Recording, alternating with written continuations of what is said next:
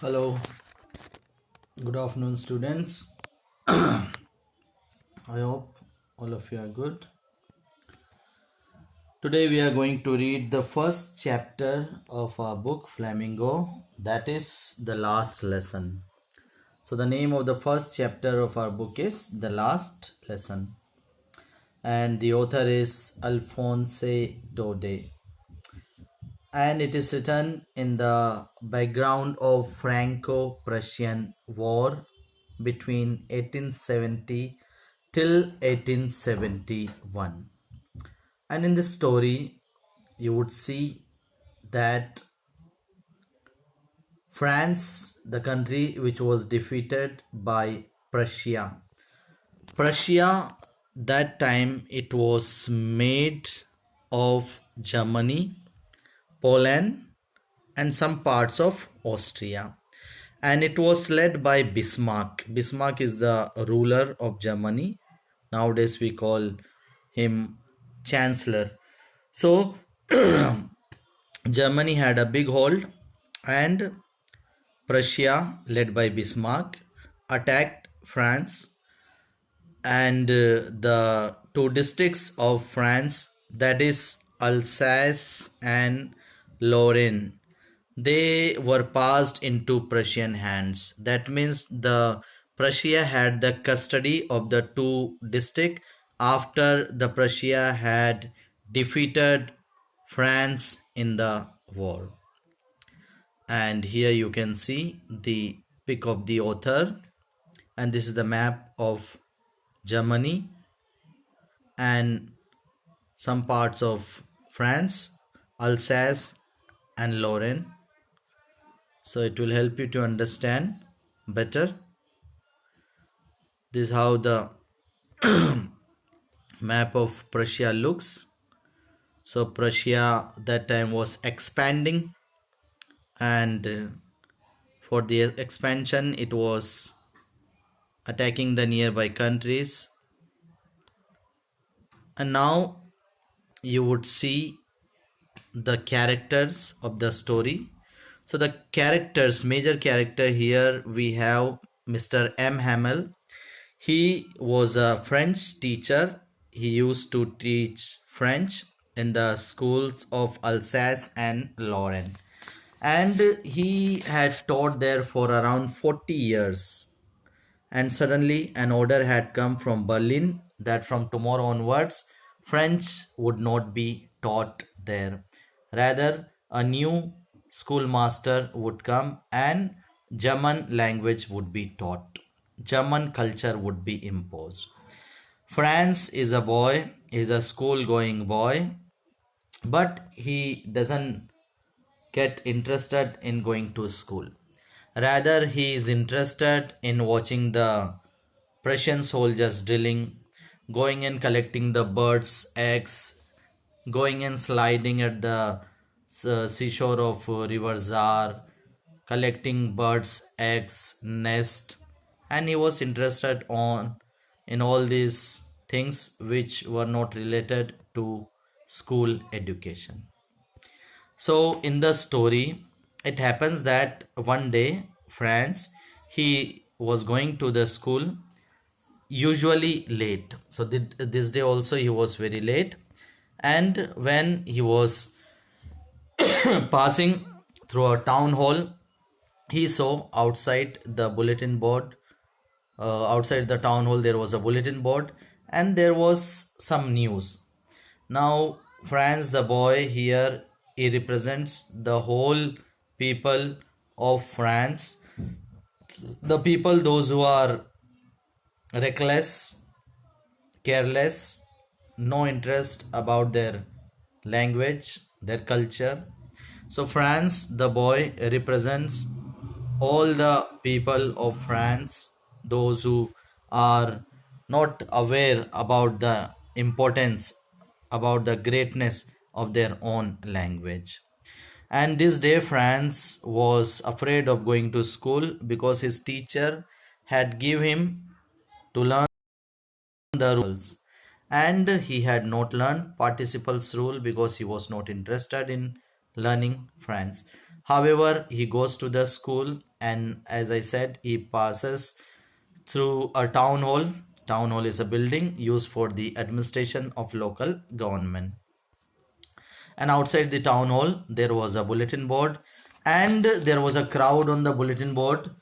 But the boy Franz doesn't go there, because in past all the bad news had come over there.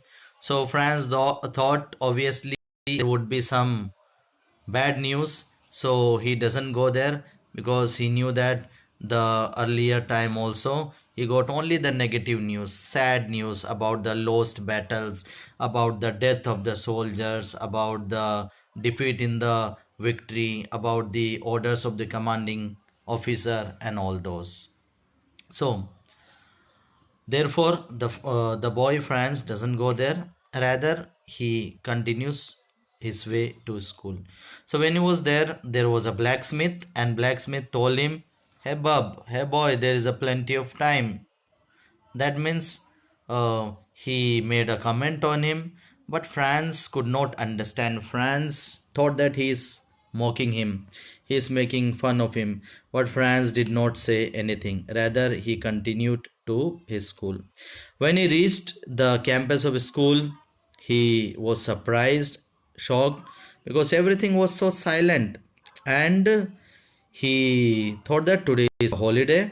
However, he passed through the garden and thought of entering into the classroom. There he saw that his teacher, Mr. M. Hamel, was wearing his beautiful green coat. He was wearing his frilled shirt, the clothes which he usually wore on the prize distribution day. And the whole school seemed so strange, so silent, so quiet that day. And he also noticed that on the back benches there were some villagers sitting. Now he was shocked. He had some questions: why the villagers are sitting there, why the old hoser is sitting there, and the postmaster of the city, the former mayor of the city, and many other people were sitting there. And Franz got inside the classroom. Am Hamel did not shout him, did not scold him. Rather, he said, "We were beginning just without you, boy. It's good that you have come." And again, Franz was shocked, surprised that why he has not scolded him, why he didn't say anything, and he sat down. So Mr. M. Hamel started teaching. He said, "My dear students, my dear people, my dear children, this is the last lesson of Franz that I am going to teach you.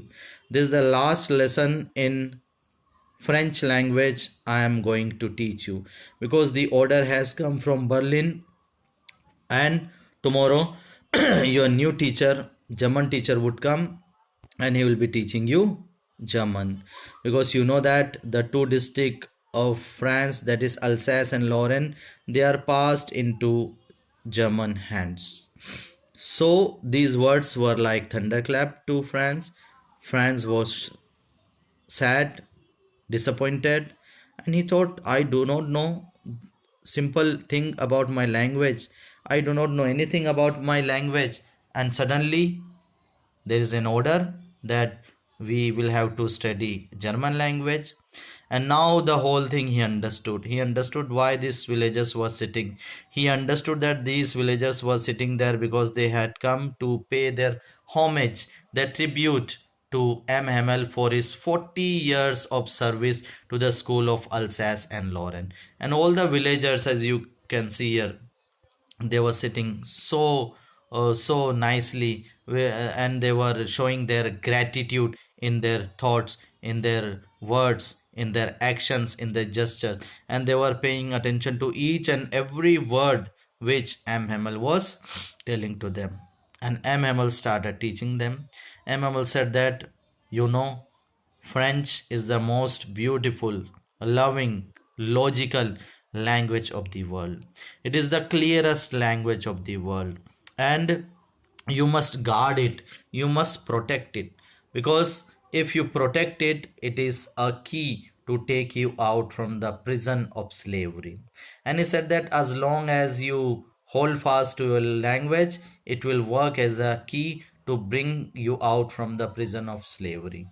He started teaching them about the rules of grammar, about the rules of participles, and whatever he knew, he wanted to empty out everything to the people. And he told those people never to forget the language. And he also told them that many often they have been careless, the parents have been careless, the children themselves have been careless, and Am Hamel himself has been careless many often, because whenever he didn't like to tease the boys, he gave them off. He said today you can go and play outside. Whenever he wanted to go for fishing, he gave them holiday. So he blamed the parents, the children, and himself.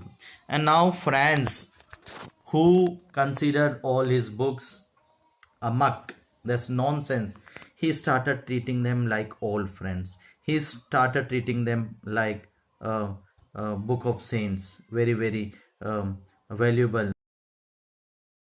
And when M. Hamel was teaching them, there came a pigeon, and the pigeon started going in the classroom. And Franz thought to himself, he is making a comment again. He thought to himself and said that, will they make the pigeon also coo in German? We are human beings. They have authority on us. They are imposing their culture, their language on us.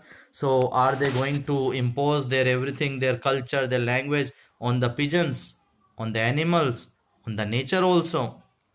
And after some time, there came a beetle, and nobody paid attention even to that beetle. Everybody was so immersed in education, everybody was so deep in their learning that nobody paid attention to that beetle. Even those people who used to trace their fishing hooks all the time, those who used to make fun, those who used to disturb the class, they also did not pay attention to that beetle. Rather, everybody paid attention to each and every word of Mr. MML. It seemed that they were understanding everything, and Mr. MML had brought a new notebook for them. He gave them, and he made them writing in the new notebook. And those notebooks, there were written Alsace and Lorraine, and it seemed that the flag of France is hoisting there in the classroom. And Mr. MML, who gave his 40 years of service there, suddenly he got an order to leave the country and go to another place. So how sad, how emotional, you can imagine he was. He had to leave his beautiful garden, the place, the room, the building where he stayed for 40 years. And M. Hamel taught them beautifully. And when it was 12, the church clock struck 12.